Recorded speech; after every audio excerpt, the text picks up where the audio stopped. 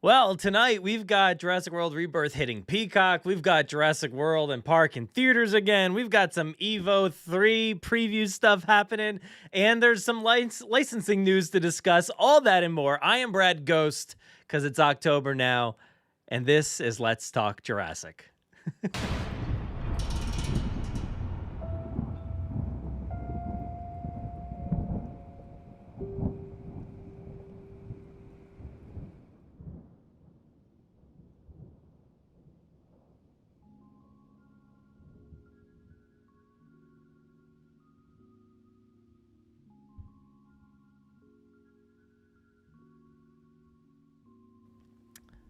Welcome back, everybody, to another Let's Talk Jurassic here from the Jurassic Park Podcast, and I am very excited. I'm glad to be here tonight. I have my Yankees cup here, and I talked about it in the chat. I got a little distracted at the beginning. This would have gone a lot worse if the Yankees had lost just moments before turning this on. So luckily, everything timed out pretty well. But we got a win. And we're going to talk some Jurassic tonight. I'm excited. No Forcecast recording tonight, so we can go a little bit longer than usual. I'm excited. There's a lot to discuss. So let's go ahead and see who is here in the chat tonight. We've got Steven here. What's up, Steven? We've got Stephanie. Hey, Stephanie. There we go. Here it is. We've got Muzamil here. It's been a minute since you tuned in. Yes. Hey, how's it going? Glad to have you back. Thanks for the advice on trying to get rid of this like extended cough that it won't go away. It's like slightly going away, but it's still there.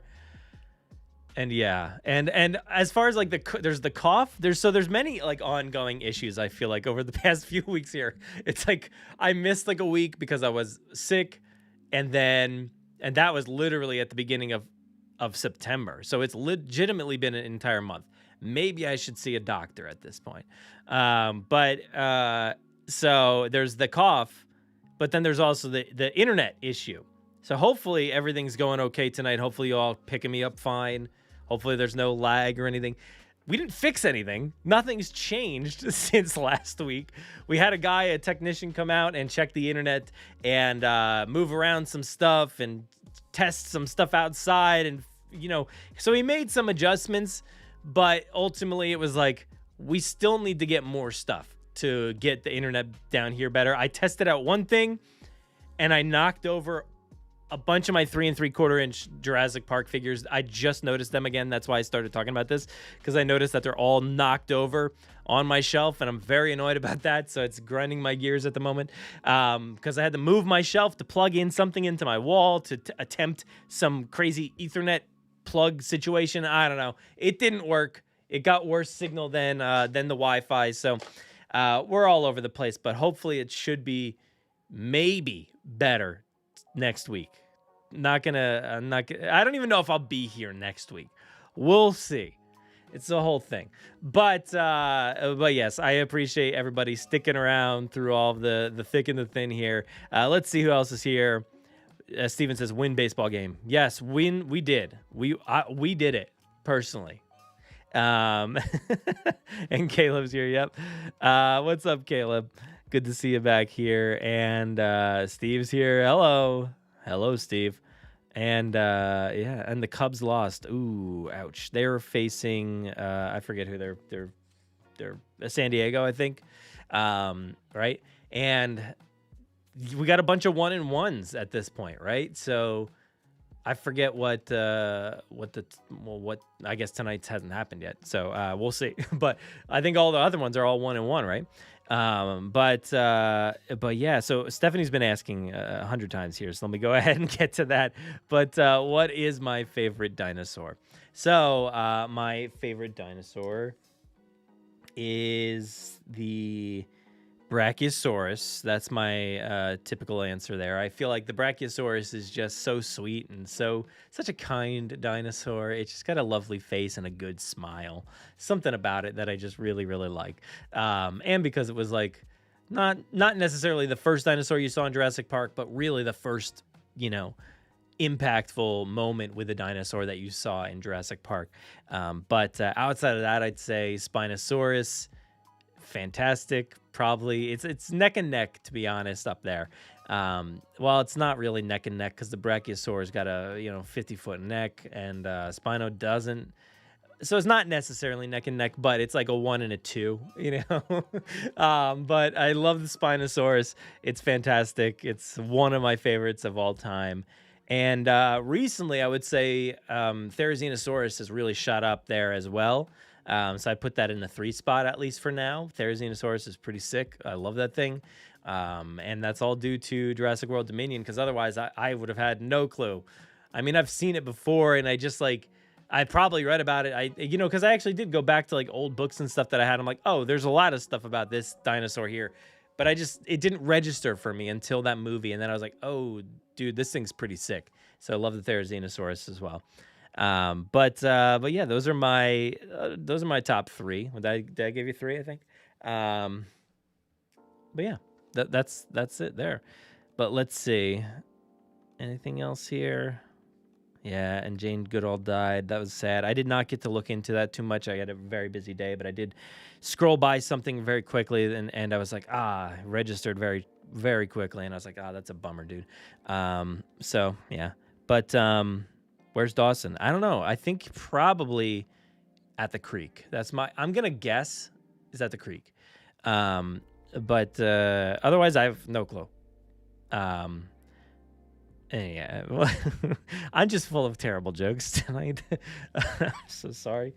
But what are we doing? Well, we've got a lot to talk about, so let's go ahead and start doing that. First off, just real quick, wanted to shout out our episode from this past, whenever that was, September 22nd, our last episode. Aaron Biner? What am I trying to say? Aaron Beyer has finally seen Jurassic World Rebirth.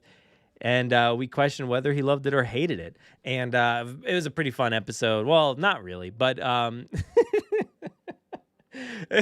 it's always fun to hear Aaron's take. And I think whether you love it or hate it, Aaron's got some takes, and I don't always agree with him. Even though, a lot of the conversation, we were in the same camp, but not totally. So it was a fun conversation nonetheless. And we finally got that out there. Aaron only literally saw it just before this episode came out. So go check out that episode. I'll show some more here on our channel in just a minute because we've got an article and stuff out there as well. But let's go ahead and dive into this week's news. Yeah, where are we? So we're going to go over to Jurassic Outpost, because when I was Googling, I remembered this news and they were the first thing that popped up. So what's up, Outpost? Jurassic news. Boom. There we go. Jurassic World and Jurassic Park return to theaters in November. So I saw this the other day, and I was interested because to me it's a little too late to be doing this again. Here we go. 10th anniversary potentially. I don't even know if they care. Is this legitimately 10th anniversary type stuff going on here, or is this just we've got some old movies to put in theaters? I really don't know what the answer is, but it made me laugh, and I was interested nonetheless. And I figured it would be a big topic for the community to want to see Jurassic World again, because it did have a slight run of sorts, I think, back around the 10th anniversary somewhere, I think. But we also get Jurassic Park back in theaters as well, and I think they've got some more information down here. Oh, look at that. Shout out to Muzamil again, right there. Boom. So Regal, let's see. Regal's got it November 12th for Jurassic World. Is this just a Regal thing, or is it, yeah, maybe. But November 5th, 1955 for Back to the Future. Jurassic Park. But Back to the Future will be in theaters on October 31st. Yeah, so there's a lot of classics out there at the moment. I'm hoping to go see Back to the Future. But yeah, it sounds like it's going to be a Regal thing, but check around. I'm not sure what the deal is, but it's cool to see that they're going to be back in theaters for a little bit. Jurassic Park, if you're going to pick, look, they give you a week between them. So You don't have to totally pick. You could do both if you wanted to, but if I had to pick, Jurassic Park is iconic in theaters, and it's more interesting to me in theaters because it's a movie that we've seen hundreds of times at home, right? We've all watched it from VHS to Blu-ray, or just DVD to Blu-ray to 4K, whatever the case is. But nothing beats seeing it in the theater. And there will be things that you've never even noticed before if you've never seen it in the theaters before.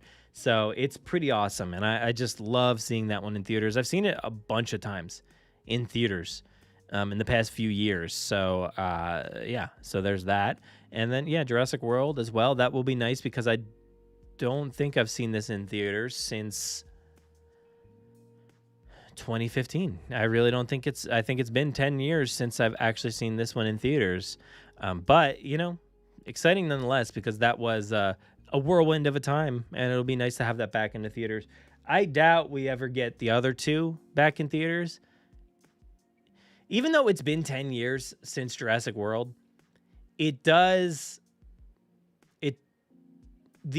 don't know, I'll rephrase that. It's been 10 years since Jurassic World. That feels like a long time. But the other two don't. The other two don't feel like you could just throw them back in theaters and list it as classic. It feels like those were 4 weeks ago. I know that was not even Rebirth, but yeah, it's interesting to have them back in theaters, so I'm excited for that and see what people say about that. Hopefully the screenings go well. Hopefully there's enough tickets out there, but there you go. Shout out to Muzzamill and Outpost, Eric Davis, for putting this up there. And let's go on to the next piece of news, which is actually I'm going to go to the chat again real quick.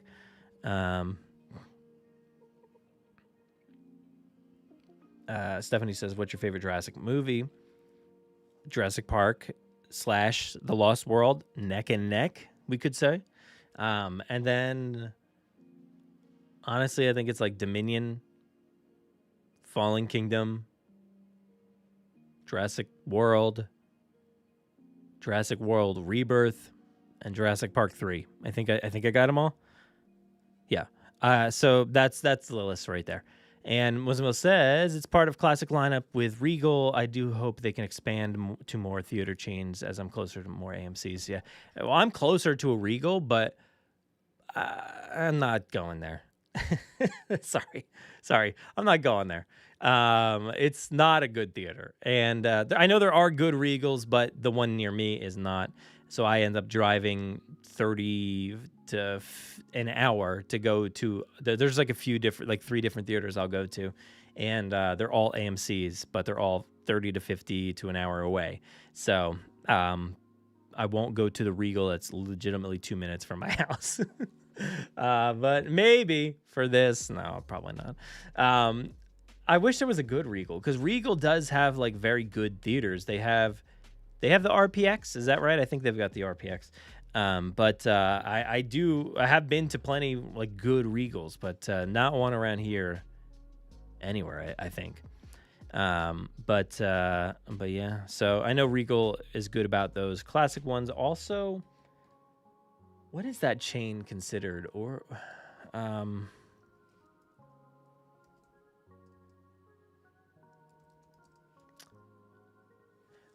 it's a Marquee Cinema, I believe. I think they do flashback cinemas.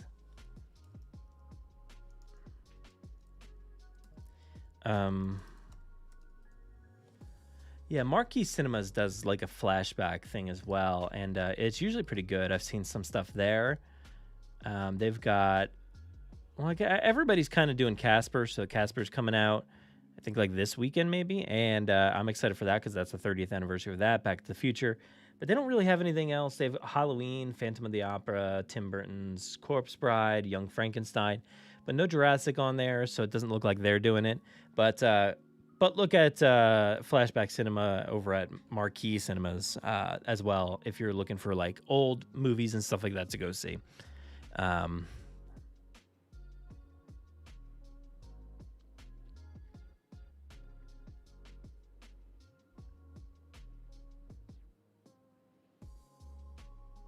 Yeah, I mean, sorry, I'm reading the comments. Not going to comment on at least one of those because we don't talk about that. But let's move on to the next piece of information here. But this is going to be Rebirth sets October streaming date on Peacock.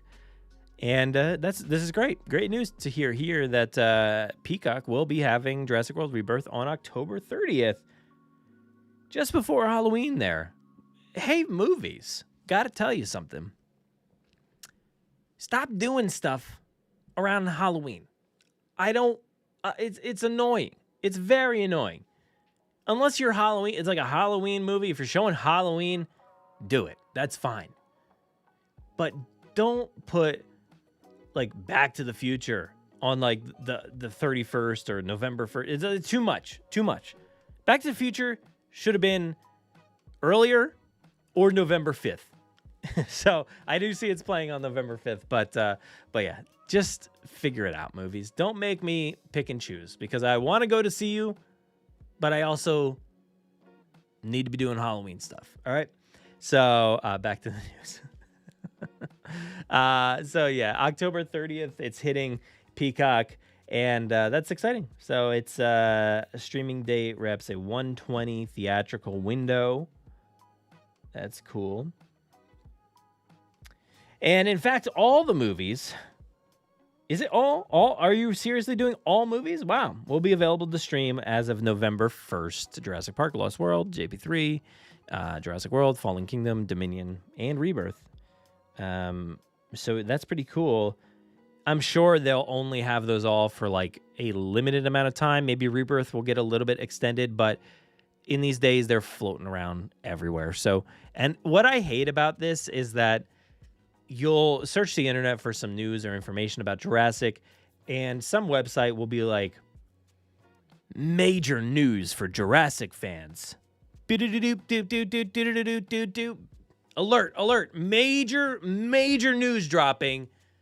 Netflix is gonna have JP3 on it. And you're like, shut it, dude. I don't care. Don't make an article about that. I'm sorry. Don't do it. I don't need it. I'll just go on Netflix and see that it's there. Okay? Don't make me look at your article that says the most obvious thing I've ever read. Okay? So I hate that.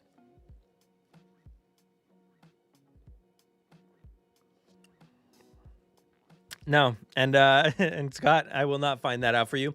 You just have to go on Netflix very soon and look, because I don't know, and I don't care. It just sorry, but if it's on there, it'll be on there. If it's not on there, it won't be on there. These things are everywhere, and it is so annoying to me, and it really grinds my gears that there's no true like exclusivity to these movies, and that they just sell off the rights to anyone, anywhere, at all times. And like, you know, you would think that like if you want people on Peacock, that this should be the only place that you could watch these movies. But it's a more lucrative deal to get Netflix in on it, or Amazon, or whoever else, and just have the movies there. But it's annoying. It's very annoying. I hate the content jumping. I hate having to figure out where these things are going to be. Now I have them. I own them like digitally and physically, so it doesn't matter. But it's just annoying. It's just annoying, and I'm mostly annoyed about other movies as well. Other, like the Universal monsters, for instance. Like sometimes you can't find the Universal monsters anywhere. Sometimes they're everywhere. Sometimes they're on Peacock. Sometimes they're not, and it's really annoying. But so I hate it when content jumps around like that. But they will be on Peacock for some period of time. And let's see, is it going to be including all this bonus stuff as well? I guess they're talking about it. Bonus content. That would be nice if they included it. I don't know that they will, but maybe. So there you go. We've got a bunch of dates. We've got October 30th for Rebirth on Peacock. We've got November 5th for Jurassic Park in theaters, and November 12th for Jurassic World in theaters. So that brings us to our next story we're going to talk about, and we're gonna stick here with Jurassic news and go over to a licensing website here, License Global, because they've got some conversation here from today. Yeah, let's just process my personal data. Okay, whatever, just do it. Just process my data. I don't care. Anyway, Wickedly Jurassic, Universal expands major IPs licensing programs. There's not much to discern here, but I just wanted to go over it and just talk about it for a second here. They talk about the ever-popular Jurassic World franchise, which boasted a new iteration of Jurassic World Rebirth, which has broken $800 million at the box office at the time of this writing. So they're talking about the success, so that's a good thing. They're talking about Wicked, which is great. I love Wicked. I'm very hyped for that movie. And then they go down to Jurassic's Rebirth. And it says, I'll go through this with you all. It says, like the title of the film suggests, Rebirth is the rebirth of the classic franchise. They've honored the classic franchise while creating a new identity for this film. Blah, blah, blah. It says, in quotes here, for consumer products, this means blending classic iconography and beloved characters. Pause. Where? Who? Who did we blend? Was there blending? Did I miss it? Was there beloved characters? I think they just mean dinosaurs. I don't know. Back to the article. It says, beloved characters with film-specific designs, I guess, and engaging products that resonate with multi-generational fans. From nostalgic collectibles and apparel that pay tribute to the original films, to innovative toys and immersive experiences, we're building an ecosystem that seamlessly bridges past and present. At its core, Jurassic World Rebirth is about reigniting that sense of awe and adventure, while inviting fans to experience the next chapter in a bold, contemporary way.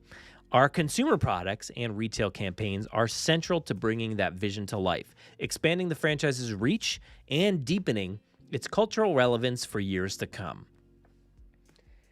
So let's talk about that batch of information right there. To me, that's very just, corporate speak in a lot of ways, because I don't personally grasp that much vision from what's happened so far with Rebirth and reinvigorating this franchise and all that. I mean, I know it's hard. It's really hard from a perspective of we just a few years ago got Dominion, and now we're just breathing brand new life into this franchise, and it doesn't really feel that way for me. So it's really tough. But I like what they're saying here, but I'm not feeling that personally. They're trying to do this contemporary way. It's not bold to me. And it's not contemporary in some specific way. Maybe y'all are getting that vibe.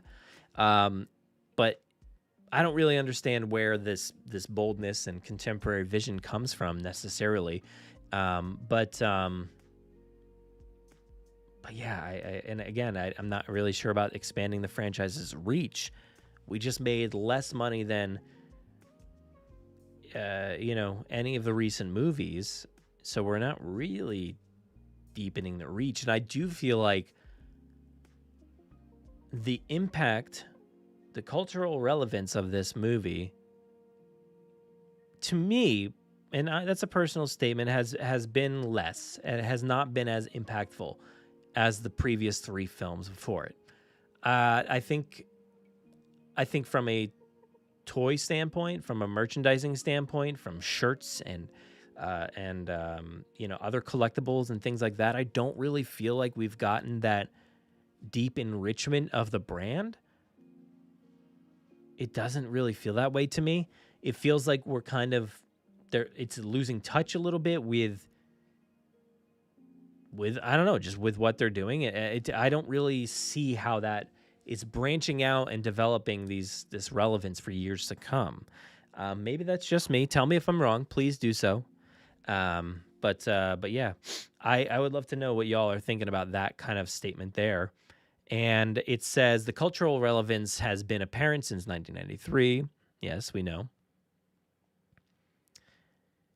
Parents who grew up with a passion for the films are now sharing that love with a new generation, creating a impactful cross-generational bond and a whole new fan base. Yeah, I mean, it's interesting to me. I was thinking about this a lot recently because, I took my son to see Rebirth, and I will say it was probably one of his favorite films. I mean, that was at the time of asking him. We've since seen like Superman and Fantastic Four and like K-pop Demon Hunters was in theaters. They saw that, and then there was something. Oh, then we just saw Gabby's Dollhouse. That's not as impactful. Some of those, but I do think he had an impactful moment with that movie, but I don't think it's permeating in the way that they're thinking it is. That's just the vibe I get. And look, I do go to the stores and see a lot of kids excited about the toys and stuff. Mine are probably a little bit more jaded because we have a lot of the toys and stuff like that here. We're lucky enough to have a lot of those. And so maybe they don't really care as much. And I know kids kind of go against the grain a lot of the times with what their parents like. So that's true to a certain extent, but he's mostly into Marvel and stuff like that and superheroes. But dinosaurs, I could barely get him into liking dinosaurs. Both of my kids have seen all of the movies, and we've watched all of the TV shows. But there's not really that lasting impact. It's not that show or movie that they just want to put on all the time. So it's never really happened for them yet. My son is now the same age I was when I first saw Jurassic Park, so there is still time to develop that. But they're doing this cradle to the grave formula, basically, where, morbid, I know, but like that's what it is. It's literally, hey, were you just born? Well, guess what? We've got a show that you might like. And it's literally feeding content to children. And I'm not critiquing them for that. I think everybody does that. All these companies are doing that. Star Wars and Marvel and everything. Literally Spidey and his amazing friends and Iron Man and his cool gang or whatever that show's called. And, Star Wars has been doing it with their High Republic era, Jedi kids shows and stuff like that and everything. So they're really doing this like, you're just born. We've got content for you. Oh, you're a little bit older now. We've got content for you. Oh, you're a teenager. We've got stuff for you. You're an adult. You've been loving this the whole time. We got you. So I don't know that Jurassic is finding that footing for my kids. That doesn't speak for the entire world, obviously, but it's not hitting them in that same way that like these movies hit me. Marvel's doing it for him. He's hooked on all of them. And we're almost done with a rewatch, and he's just still loving it so much. But I don't know. I'm not sure that they're truly just invigorating the fan base from an early age in the same way that just watching Jurassic Park did for us, and some of us back in 1993 and beyond. So those are my thoughts on that. A little deep, I know, but let's go back to the article here. But that legacy is especially impactful in today's co-viewing culture where shared experiences deepen emotional connection and brand affinity. By bringing back classic elements, we instantly tap into nostalgia while introducing new storytelling and product design that excite a young generation. Limited edition collectibles, retro-inspired packaging, and curated collaborations bridge past and present, inviting fans to relive the wonder of Jurassic Park through a modern rebirth lens.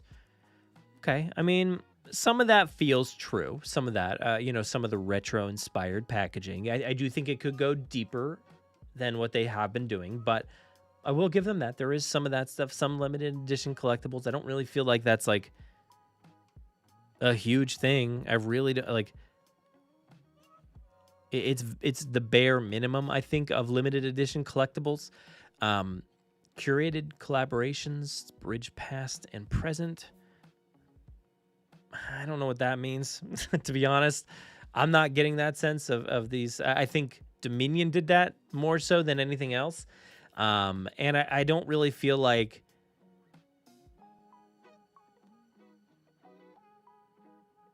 I don't know. I just feel like, and I've heard it from so many, older fans, and I'm an older fan at this point for sure.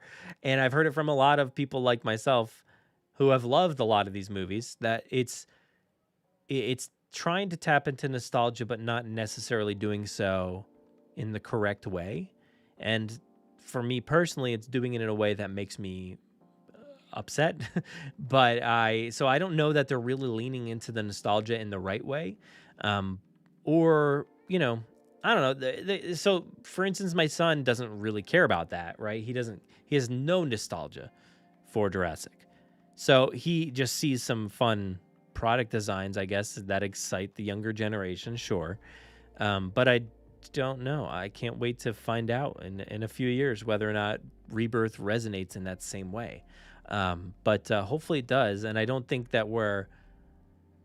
really are inviting fans to relive the wonder of Jurassic Park through a modern Rebirth lens.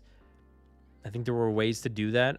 I think, while divisive to a certain extent, I do think that Alien Earth is doing that in a much better way. It's viewing the Alien franchise through an Alien Earth lens, quite literally, it feels like. It looks like it's from that age, kind of, in a lot of ways. I really feel like Alien Earth tapped into that lost footage vibe that Gareth Edwards was pining for more than Rebirth did. So I really wish that they would have tapped into that a little bit more, trying to get that Jurassic Park edge through this Rebirth lens. So going on, though, it does say, let's see, the Rebirth lens still has the Rebirth lens still has that cohesive Jurassic World franchise identity. That feels not true to me. It says, which has worked for the team's consumer products professionals for decades. Having a classic theme for consumer products like dinosaurs and making it recognizable brand identity could prove a challenge for many. Universal Products and Experiences works to turn this common theme into recognizable Jurassic World products, aligning the story and iconography with its iconic dinosaurs to create its own lane in the consumer product markets. Huh?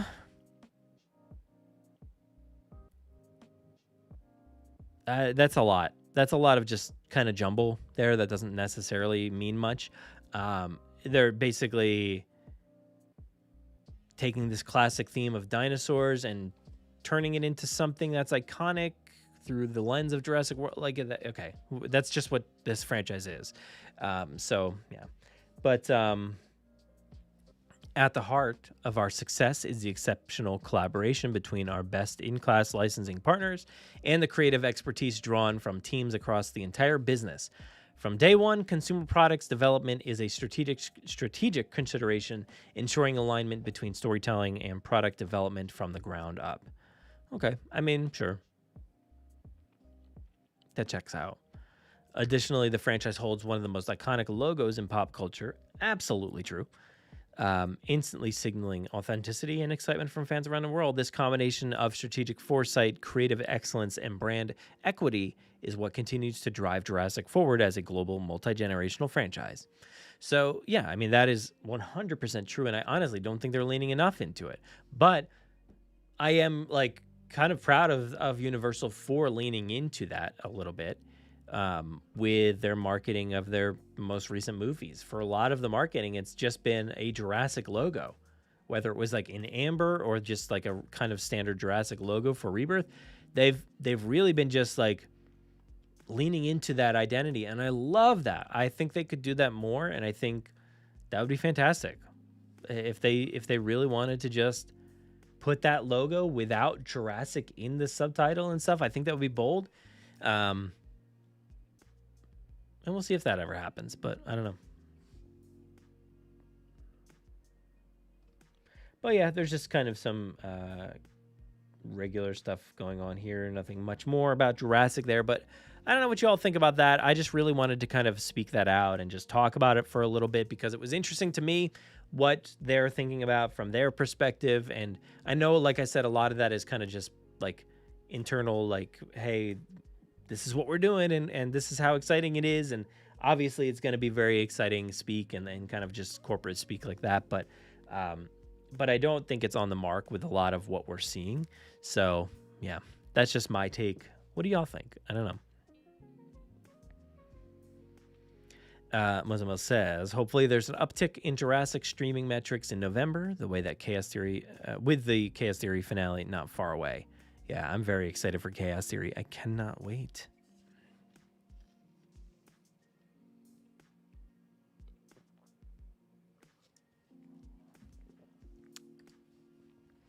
I do agree there. I wouldn't say I didn't hate it, and I wouldn't call it like the worst or anything.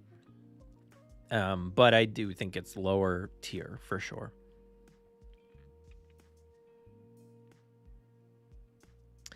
Yeah, and you know what, Steve, I was literally just thinking about this earlier today. It says, I think you misspelled it there, but as Caleb is here, I look forward to the next Dino score, looking at Rebirth soundtrack. I was looking at or thinking about that earlier today, actually. It's been hard to kind of like schedule out my episodes and stuff because I'm doing it like every other week. But I also was thinking, man, I don't know it enough. Like, I don't know the score enough. I was thinking I really got to start listening to the score, taking my notes and stuff like that, because I just don't have it in me at the moment to really talk about the score like in a deep way like we like to do on those episodes. So here's hoping we can kind of get to that maybe by the end of the year, maybe in the new year sometime. Maybe we'll kick off the year. I don't know. But I would absolutely like to get to that sometime in the near future. But I absolutely have to do a lot more research and rewatch the movie. So typically what I do with those episodes is I'll listen to the score a ton, right? I'll make my notes there. But I'll also watch the movie and kind of like go back and forth with the score and just kind of see like, oh, is this timing up? When does the music duck out? When does it come back in? Like, what's the deal there? So there's a lot of work that goes into those episodes. And they do tend to be like multiple parts, and they're very long because we look at all the tracks, and there are a lot of tracks to look at. So very excited to do that, hopefully sometime soon. But let's see here. Muslim says, from the film side, I do think Universal should take their time, look at reception to Chaos Theory and Evo 3, and then determine the course of the next sequel. Yeah, I think that would be great. I don't think they will. I don't think they will necessarily think about what Chaos Theory is doing. I really feel like Chaos Theory is kind of like its own ship that's just, hey, we're just doing our own thing over here. And at this point, you know, Colin is still tied to that show. But to what extent, I really don't know what his involvement is. But I don't know. I don't really feel like they're going to tie anything in or ever, you know, care necessarily about the reception enough to judge what we're going to do in the future. But I absolutely do hope they take a little bit of time and don't just rush into the next one. But I foresee that we'll probably get one, you know, 2028 or maybe 2027. Who knows? More 7-Eleven collabs. You know what? That was one that actually worked for me quite a bit. I really loved that 7-Eleven collab. I only did get to go to the 7-Eleven once, but seeing like Stephen Ray Morris out in California, like going to that 7-Eleven that was like fully decked out, that was like a really cool experience just to witness from the side. But you know, seeing the standees and at the 7-Eleven I went to, seeing the candy, that was cool. But I really like the shirts and the hats and everything else that they had on their I forget what the website is, but there's like a fancier 7-Eleven website that sells the merch, and I really like that stuff. I thought that was pretty cool.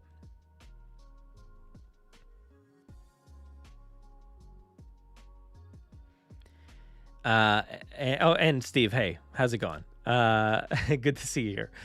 And other Steve says, with season 4 of Chaos Theory having its final on November 20th, it would be cool if we got something to celebrate the whole show. Oh yeah, you know what? I did mean to discuss that actually.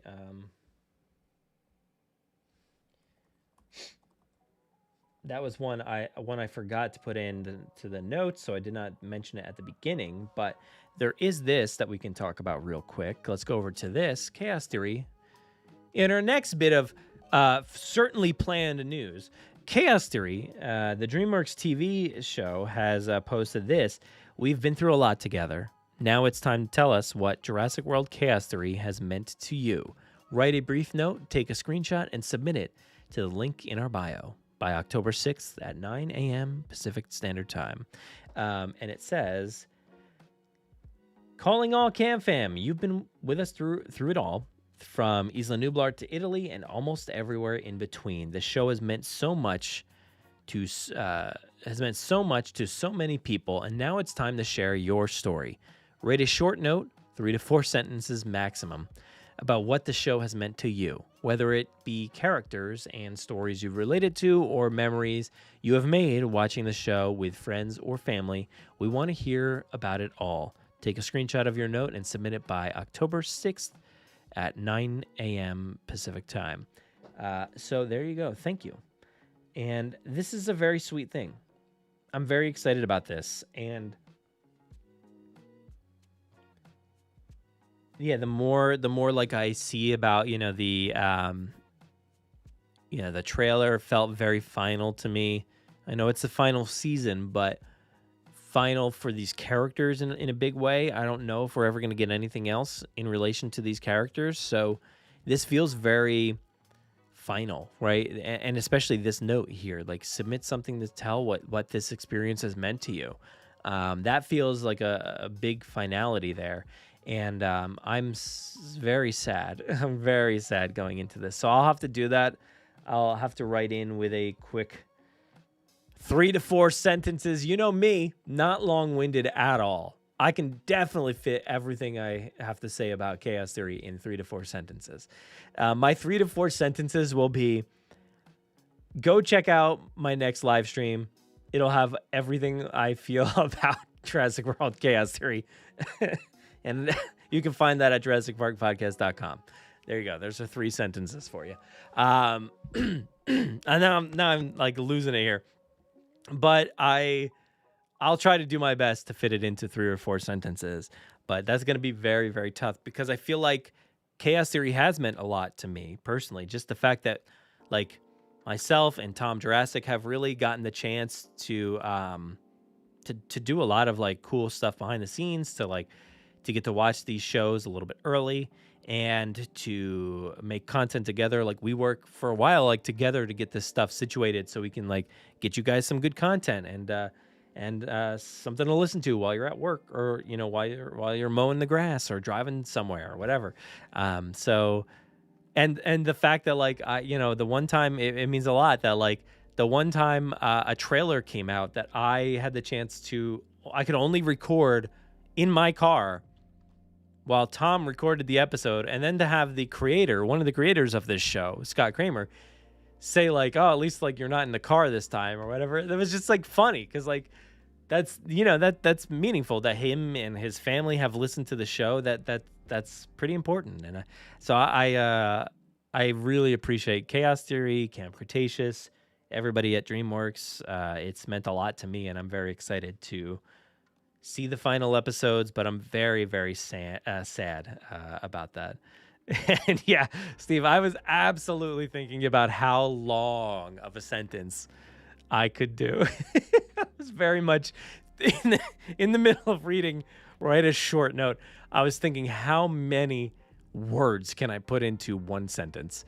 But yes, absolutely. And they might be stealing the mailbag from me. I don't know. But we will also be doing the same thing, quite literally the exact same thing, but you can cut it down to 3 to 4 minutes, not sentences. But I also do want to hear what everybody thinks about this. But I think I'm like thinking on the fly, but I think maybe something like that could be better served. Oh my God, I'm like losing my voice again here. Better served for like after the season airs and stuff like that. So maybe like sometime in December, maybe we'll do like an episode like that where we get everybody from the community giving their heartfelt thoughts about the whole show and put something together. I think that'd be a lot of fun.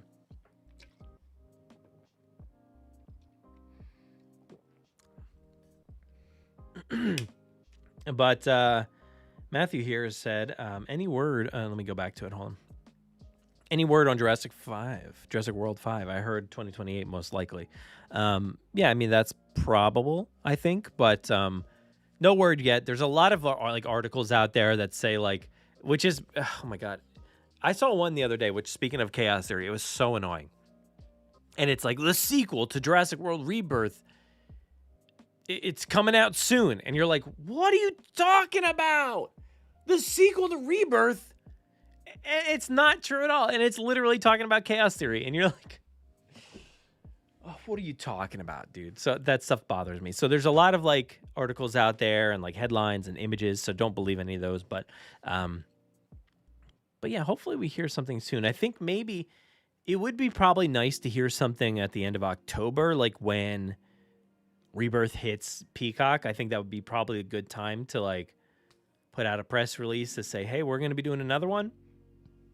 These people are coming back. I know there was that story that like Scarlett was coming back, but like that's not official by any means. That was just like a scooper.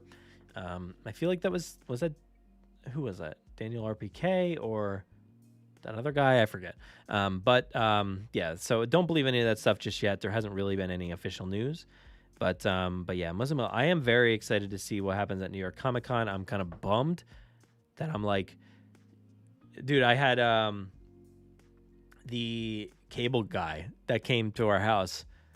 It was not Jim Carrey, but he was here in my room, in this room, and it's always so funny, like to have somebody come in here and be like, all right, so what's your signal like? And they're like, oh my God, what is happening in here? And they look around and they're like, what is going on? But one of the first questions he asked me was like, did you go to Comic-Con? And I'm like, are you going to Comic-Con? And I'm like, no, I've actually never been to New York Comic-Con or any, to be honest. And he's like, what? How? Like, he looks at this room and he's like, how? How is that possible? I don't know. I really don't know. But I do not have any tickets to New York, so I'm kind of bummed. I guess, yeah, that those notes will probably be read, I guess, at that Comic-Con to some extent, or shown off on like a projector or something like that. That'd be kind of interesting. But yeah. And to think that they could I don't know like what the timing is of that panel, but like they could air a first episode or two or something like that, and to think that that could be out like in like a week or whatever it is, and we have to wait until November. Oh man, it's so far away. So far away.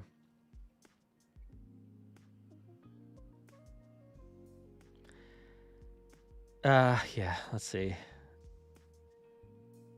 Musmel says, following the journey of the Nublar 6 during the pandemic days to now has been such a journey, along with making more friends in the community along the way. It's going to be bittersweet. Absolutely.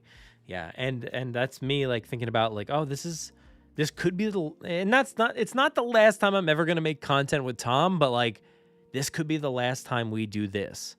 Some of the last times we maybe speak with some of the, people that work on the show, the actors or the, crew members or whoever. This could be some of the last times we do that. And that's a bummer because I really love talking with Scott. It's always been so great to talk with Scott Kramer and Aaron Hammersley. And I know like last time I think Tom did some of the interviews and stuff like that with the cast and crew or whatever. So it's going to be bummed to have that not be around anymore. But I'm just like, I'm really hoping that they get the chance to do something new. So maybe this is their time to introduce new characters for a Rebirth style show. I think that could be something they could do. Honestly, like, I think a show that wouldn't really hook like kids, like that audience, I guess. But yeah, I don't know. If there were, I don't want to give them the idea. This is just free. Call me up, dude. Call me up, Universal. I got some ideas already. I got your next show. Just brainstormed it right now. Look at that. I know it. I know what the next show should be. Call me up, Universal, DreamWorks, whoever it is, Scott. Let's chat. Let's chat for a little bit. I got some ideas. And, yeah.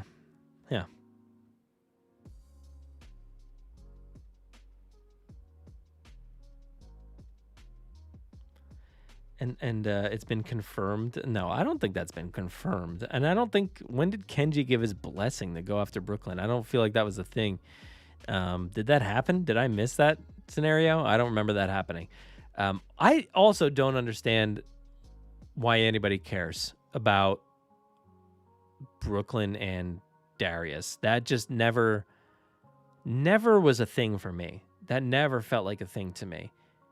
Brooklyn was older than Darius, so that was weird to begin with. And then it just felt like kind of like a puppy love kind of thing where it was never going to work out for Darius, but there was nothing there from Brooklyn. So I don't really understand why that was a thing. Oh my God. Yeah. You need an edit of me just grabbing the closest red thing. Absolutely. It's like, you know what? Universal, call me up. I got something. I got a great idea for you. You know what? Let's call up the Daily Planet and get this figured out. Yeah, I've got a lot of red things just like lying around. Here's a Dr. Pepper. We get hey, and look, it's Jurassic too. I got the marketing tie-ins here are kind of iconic, so that's what we have to go with. And then there's also this fake Dr. Pepper that I could hold up at any point. This is just a candle because I like Dr. Pepper. And I don't know, this could kind of work. This is like kind of red. Got the red on there. Hello. Yeah. What else we got? Anything else? Anyway, this is really sidetracking the conversation. But let's go to our final bit of news. I don't have really much to say about this. That was like scrambled. But going over to, let me see, where do I have this one? Gaming. Tom Jurassic and Connor O'Keefe, I know, also had a chance to go out to London to check out Jurassic World Evolution 3. They had the chance to play it for a bit, which is incredible. So go to JurassicParkPodcast.com and you'll find this awesome article here by Tom and some lovely pictures of the preview event. They went to like this, I think like the first day preview event. And I know there have been other like influencers after that. Some just like I've seen like generic influencers that just kind of cover other things as well, like just random stuff. Go out to this too, but the first batch was like Jurassic people. It seemed like, so Tom was out there, Connor was out there, and it was pretty cool. It just seeing all the stuff that Tom was sending me.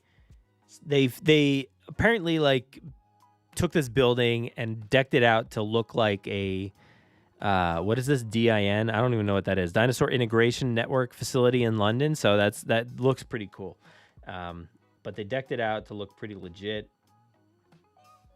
Like, that's awesome. And also this picture here, I don't know if I can freeze it, but yeah, kind of. Oh man, that's not what I wanted to do. But oh man, what am I doing? This one, cloakroom. Like, I know it's just like literally where you probably put your jacket, but like that sounds so cool compared to like coat room or something else. I don't know what you would call it. What do you call that room here? Is there a word for that? I'm like blanking on what that would be. But like cloakroom, dude, that sounds like you're cool. Anyway, moving on. I know that was not part of the Jurassic stuff, but they had out some legit stuff, like all this fauna and stuff like that, and dinosaur like handlers and stuff like that. So it was a really, really cool event. And Cabot Jr. Ooh.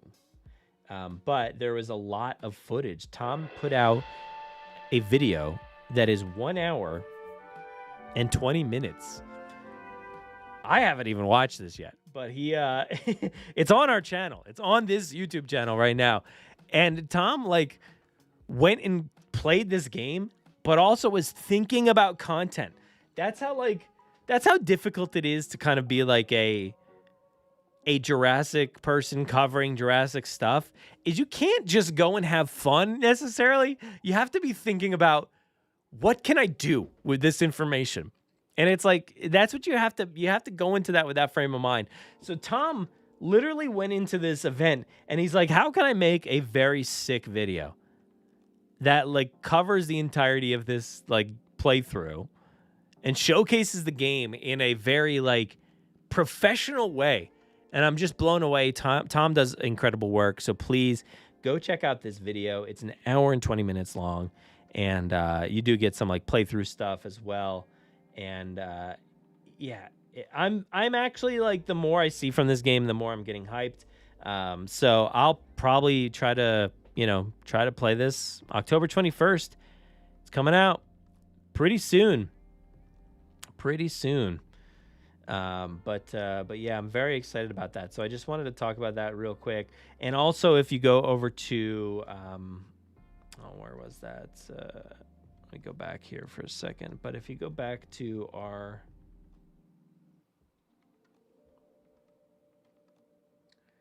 what is that?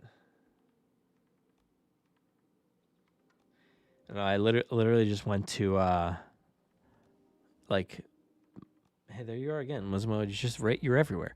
There you are. You're posting Jurassic World Resort TV. But I don't know what this is. 4 hours ago, dude? Oh, this is sick looking. What's it say? Next level showcase. From the latest entry in blockbuster series Jurassic World Rebirth, here's the update on the T-Rex. This T-Rex looks sick.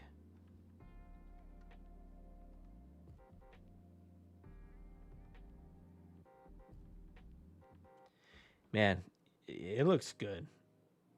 That looks very good. Wow. Whoa, dude. That is big. 1/6 scale? Oh my gosh. Wow. That's huge. That's very cool. Anyway, that's not what I was looking up. I was trying to go to our page here because Tom put out this video here kind of showcasing what, happened at the event. But also, Connor has been putting out like a series of videos, with different gameplay and different clips and stuff like that. So please go check out Connor Ontology over on Instagram as well.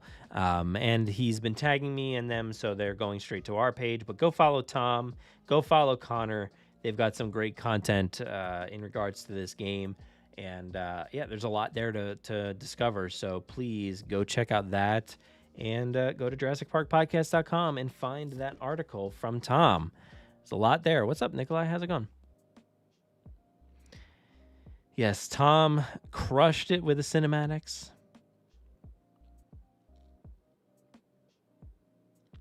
And yeah, Muslim, I know you've been talking a lot about, and I've been like kind of completely absent from social media. It's just not feeling it these days.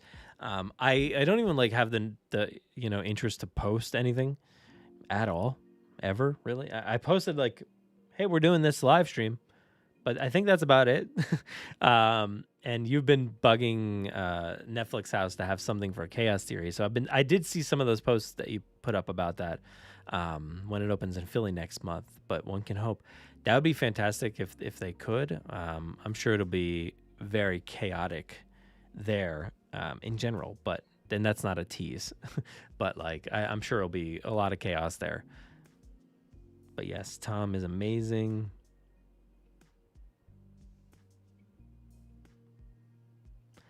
But yeah, that's the episode. There we go. That's it. We covered a lot. Tonight. There was a lot of stuff to dive into. So it's a nice week with some good news to go into. I feel like it's been a little sparse recently. It's been just like, so where's the box office at these days? And yeah, it's been interesting, but we had a lot to go off of. But yeah, Steve, what are you saying? If I can get you a ticket for New York Comic Con, would you want to go? I mean, potentially. Depends. How do you get tickets for this thing? When is it? The 11th and 12th or something like that? I forget what day it is. I don't know because I have something going on that weekend. It depends on what day it is. It's probably that 11th, right? And I don't know if I can go that day. But, yeah, it's probably that day, isn't it? Bear with me. I don't even know if I can find that information. Where was it? I don't know where it was. Oh, yeah, the 11th. Yeah, I don't think I could do that, unfortunately. I have a party to attend that day, so I won't be able to make it to New York Comic Con. But, yeah, that's a bummer. So, anyway, there's that. I appreciate the offer, though. What were we talking about? Let's go back. Yeah, we were talking about there was a lot to talk about. So going over to JurassicParkPodcast.com again, please go check out our most recent episode, 426. We find out if Aaron liked the movie. We also have our podcast over on Apple Podcasts where you can listen to it there. And the Forcecast, which is another show I'm a part of. And you can go find that over there as well. And our last episode that we put out was with Ashley Eckstein, the voice of Ahsoka Tano, and my favorite character in all of Star Wars, Ahsoka. And I had a great time talking with Ashley about her television show that's out now and her new podcast that's out now. That was fantastic. So please go check out that one. And also my show, Grim Grinning Hosts. I have not been on it in the past few weeks, but I am recording something this week, so stay tuned for an episode there. But excited about that. And as always, please go over to Peacock. Speaking of Peacock, Jurassic Park, The Unknown Story is already on there, and you can find me on an episode of it talking about Jurassic Park.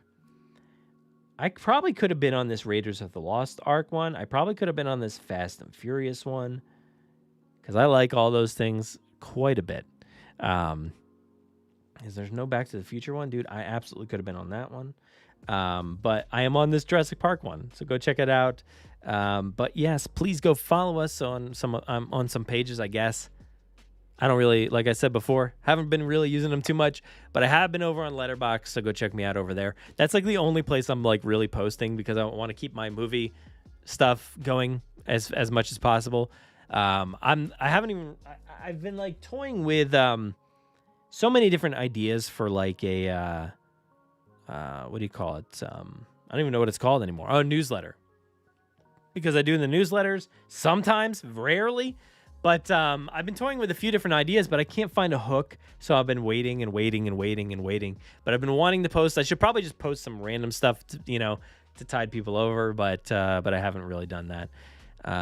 Yeah, you need to check out that episode and unfortunately I did record like video for it, but since my internet stinks, I couldn't upload the video because it was just trash. But go watch that episode or go listen to it on the podcast feed because that was a fun one.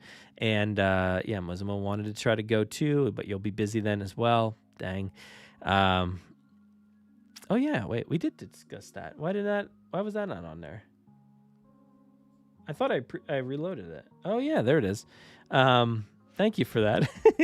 I forgot about that. We did discuss that. I reloaded this page before, Ashley Eckstein, but also there was the Mandalorian and Grogu trailer.